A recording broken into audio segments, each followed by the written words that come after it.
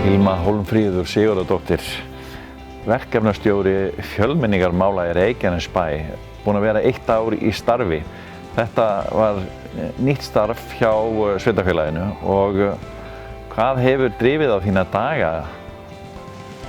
Já, þakka þér fyrir. Takk fyrir að bjóða mér í Suðurnesja Magasín. Það er nú aldeilis margt búið að gerast hér í Reykjanesbæ og búið að vera virkilega skemmtilegt hjá mér í þetta ár sem ég hef starfað á þessum góða og skemmtilega vinnustað.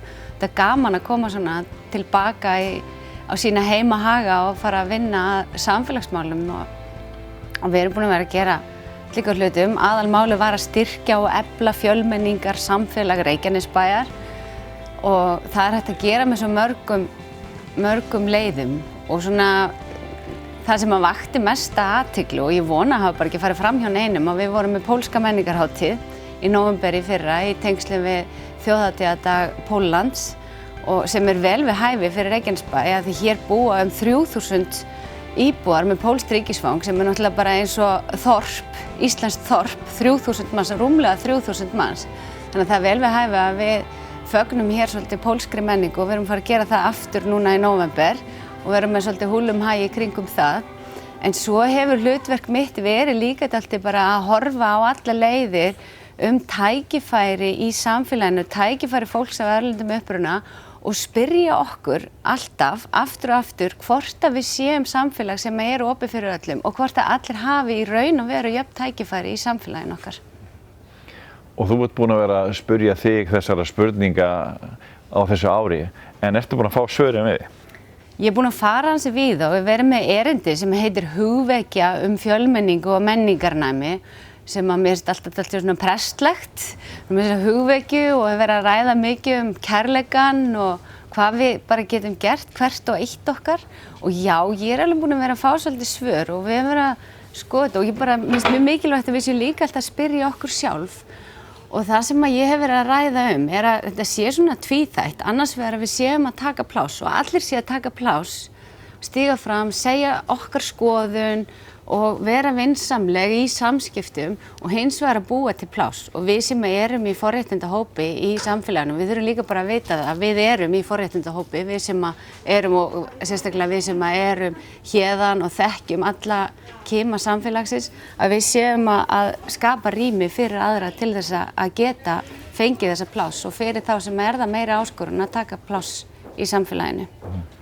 Hvernig upplifir þú pólska samfélagið? Er þetta lokað samfélag eða eru Pólverjar duglegir að fara út úr sínum hóp og vera með heimamönnum ef við getum sagt svo? Þetta er pínu svona flókið finnst manni að hugsa þetta því að þannig að ég spyr þú veist hvernig upplifir þú þetta? Ég upplifa okkur öll bara svolítið á þessu hjóli lífsins. Við erum að vinna og við erum að sinna okkar og við erum að sinna fjölskyldunni og svo er dagurinn búinn og svo byrjar upp á nýtt og við erum öll þar á hvaða uppruna sem við erum og ég held að fólk á pólskum uppruna eða íslenskum með einhverjum öðrum, það er þarna. En þá er það sko hvar er tækifæri til þess að við séum svolítið að mynda heild og við þurfum að vera meðvituð það þegar við búum í samfélagi, hvernig samfélag við viljum búi og akta það. Hvert og eitt okkar, hvaða uppruna sem við erum. Ég upplifi, við erum að tala 3000 einstaklinga á pólskum uppruna, ég upplifi þá ekkert sem eitthvað eitt. Þeir eru bara með eins margbreytilegir og við hin. En ég segi nú bara varðandi sko, pólsku menningarhátíðina, þar erum við með sjálfboðaliða á pólskum uppruna. Mér finnst svona tvennt sem að einkennir þeir eru sko stórhuga, þeir eru að hugsa stórt og þeir eru framkvæmdaglaðir. Og þegar það tvennt fer saman í einhverjum einum viðburði, þá verður bara eitthvað annað til. Og við fundum það hérna í fyrra af bara svona eitthvað lítill viðburður sem átti að verða. Hann bara æðislega flottur og minningin yljar og við vorum hérna með bókasafnið smekkfullt af fólki og ætlum að færa okkur í Nesvelli núna og vera með stærri hátíð og fleira fólk. Þannig ætlum að breyta Nesvöllum núna í pólska menningarhátíð sem bara tengt þessu sem þú segir hverjir eru Pólverjar, hvernig eru Pólverjar. Þeir eru allavega þessi sem ég hef kynst í gegnum þetta, þeir eru stórhuga og framkvæmdaglaðir. En áður hún segir okkur frá pólsku hátíðinni sem að þið erum að fara að halda með þeim. Veistu eftir þetta árið hvernig þessi 3000 manna hópur Pólverja, hvernig hann að fungera í samfélaginu og hvernig hann samsettur? Þetta fólk sem bara að koma að vinna? Þetta, veistu hvað það stór hópur í þessum 3000 manna hópi sem bara telur sig vera orðna innflutta eða vilja bara setjast hérna að? Ertu búin að komast að þessum hlutum eitthvað? Eða bara einhver stór hlut af þessu sem bara koma að vinna, hjálpa okkur hérna í hagkerfinu og fara sáttur heim? Ég held að fólk hugsi það oft sem tímabundið og við skoðum aldursamsetningu í hópnum. Þetta mikið til. Fólk á vinnumarkaðsaldri, hann 21 til 45 ára, færri börn, nánast einhver þeir sem eru eldri en 55 ára, ég ætla ekki að nota orðið eldri borgarar fyrir þá, en það færri yngri, þetta fólk á vinnumarkaðsaldrinu. Þannig að vísbendingarnir það að fólk sé að koma hérna til þess að vinna og kannski hugsa sér að fara aftur. En við sjáum það alveg hjá okkur og líka, þú veist, nú fólk, að því við erum svolítið að tala núna fólk á pólskum uppruna, því það bara langfjölmennasti hópurinn í Reykjanesbæ, það dvelst svo áfram. Þó það hugsi sér fyrst mögulega að koma í skamman tíma að það dvelst það svo áfram. Og þá þetta líka spurningi hvernig við getum búið til tækifæri og hvatt fólk til þess að koma strax inn, stíga strax þetta skref til þess að taka þátt. Og við erum með rosa mörg og flott tækifæri. Ég hef verið í samstarfi við Miðstöð símenntunar á Suðurnesjum. Þar hafa verið núna á þessu ári einhver 50 íslensku námskeið með 500 til 600 nemendum. Þannig að við erum með fullt að gerast og annað svona flott fyrirtæki hér sem heitir Saga Akademía sem pólska móðurmálskennslu fyrir börn. Þannig að það mjög mikið af tækifærum sem verið að skapa, ekki bara Reykjanesbær sem sveitafélag, heldur bara önnur fyrirtæki og stofnanir á svæðin okkar. Eru margar áskoranir eðlilega? Í svona samfélagi?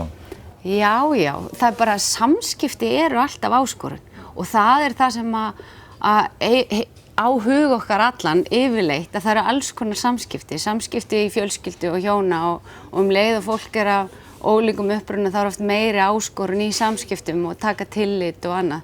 Þannig að ég held að það kjarninn í því, kjarninn samskipti og þetta, við nota orðið svona menningarnæmi, hvað þýðir það? Það þýðir bara að við séum að hlusta og við þurfum aðeins að staldra við og hlusta á þá sem við erum að tala við. Hvað fólk raunverulega að segja? En eru Pólverjar duglegir að taka þátt í menningu og íþróttum? Nú veit ég að þið hafi verið með unga Pólverjar sem eru aldir upp í rauninni á Suðurnesjum sem hafa verið að fara í skólana og tala við fólkið. Það ekki unga fólkið? Jú, algjörlega. Við erum með verkefni sem snýr gagngert að því að auka þátttöku barna í skipulögðu íþrótta- og tómstundastarfi með áherslu, sérstakri áherslu á börn af erlendum uppruna. Það var okkur tilfinning að börn af erlendum uppruna væru síður að skila sér í skipulagt starf og við höfum verið að fara að tala við þjálfara þannig að við séum að taka þessi auka skref í að hvetja börn sem það meiri áskorun að taka þátt til þess að koma, mæta á æfingarnar og vera með og það að skila árangri og við erum mitt í miðju á slíku verkefni og erum bara virkilega gaman að segja ykkur betur frá því og við erum einmitt að fara af stað með því að vera með erindi inn í skólanum og tala við börnin, við þjálfarana að því allt snýst þetta þessi persónuleg tengsl og tengja við að það ekki nóg að þýða efni eða henda upp auglýsingum. Við þurfum að taka þessi aukaskref. Hefurðu orðið vör við eitthvað rót í pólska hópnum núna, svona kannski í ljósi þess að ferðamannaðiðnaðurinn það var aðeins hægst á vexti þar og eitthvað talsvert uppsagnir í vinnunni á þessu ári? Hefurðu svona, þeir að fara heim til sín eða þeir áfram með það? Okkur sýnist ekki að það engar breytingar í tölunum okkar síðan bara núna í vor og svo aftur í haust. Við erum aðeins búin að skoða þetta tvennt. Það ekkert sem verðist vera að breytast hjá okkur. Þannig að auðvitað uppsagnir alltaf erfiðar og það vont að fá uppsögn í vinnunni og vera fyrir utan vinnumarkaðinn. En hvort það sé einhver meiri rót í þessum hópi í heildina, ég held það ekkert svona heilt yfir, frekar en bara hjá okkur öllum. Okkur umhugað samfélagið okkar og við viljum að fólk hafi atvinnu og geti bara spila með í samfélaginu. En nú, við vitum að meirihluti þeirra sem eru á atvinnuleysisskrá eru innflytjendur, Pólverjar þar af leiðandi stærsti parturinn af þeim. Veistu hvort að þeir séu hérna ennþá eða fara til síns heima eða? Nei, okkur sýnist... Bíða eftir að komi önnur tækifæri í vinnu? Já, þeir virðast vera að leita vinnu hér hjá okkur sem betur fer og við náttúrulega erum bara að gera ráð fyrir því að þessi svona hjól sem hafa hægst aðeins að þau fara bara af stað aftur og við náum okkur, og við erum nú þekkt fyrir það að ná að standa aftur upp.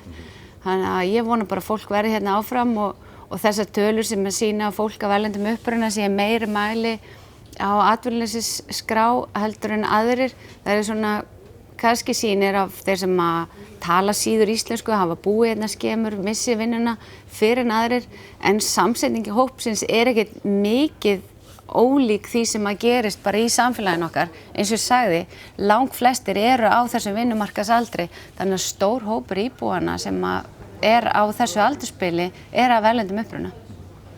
En að lokum svona að pólsku hátíðin ykkar, Já, þakka fyrir. Já, þið ætlið að blása í lúðra eins og í fyrra og það gekk mjög vel í fyrra. Já, við ætlum að gera það. Það gekk alveg stórkostlega vel í fyrra eins og ég kom inn á áðan og varð mjög hátíðlegt og við stefnum að því að gera aftur. Við ætlum að breyta Nesvöllum í bara pólska menningarhátíð og bjóðum alla velkomna á þá hátíð. Viðburðurinn opinn öllum og engin aðgangseyri og við segjum ofta að hann gleður auga, eyru og maga. Þannig að það verður sett upp pólskt street food markaður og það verður fólk sem gerir mismunandi pólska rétti og getur gengið hérna á milli og þemað í ár eru persónulega sögur af því eins og ég var að tala um áðan. Það þetta persónulega sem skiptir máli. Og í fyrra sögðum við svolítið sögu Póllands og pólska menningu.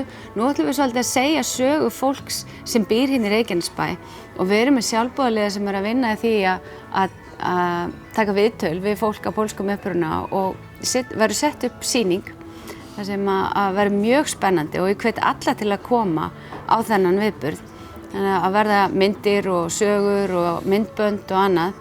Og svo ætlum við líka að breyta einu herberginu í svona pólska setustofu, þannig að þú getur komið í heimsókn á pólskt heimili og þannig að allt verður gert til þess að hafa persónulegt og notalegt andrúmsloft á Nesvöllum 9. nóvember á pólska menningarhátíð.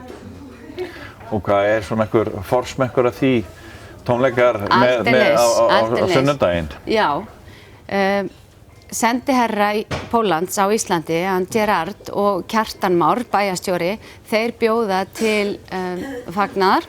Árstíðarnar 4, hvorki meira né minna, eftir við valdi, verða settar upp í Hljómahöll klukkan 4 á sunnudaginn og það eru svo sannarlega allir hvattir til að mæta þar líka og einstakt tækifæri til að fara á slíka tónleika með afburðar hljóðfæraleikurum. Og við erum með Hljómahöllina, við erum með svo mikið af hæfileikaríku fólki og við erum bara að njóta þess að búa í þessu samfélagi sem svona margbreytilegt og skemmtilegt.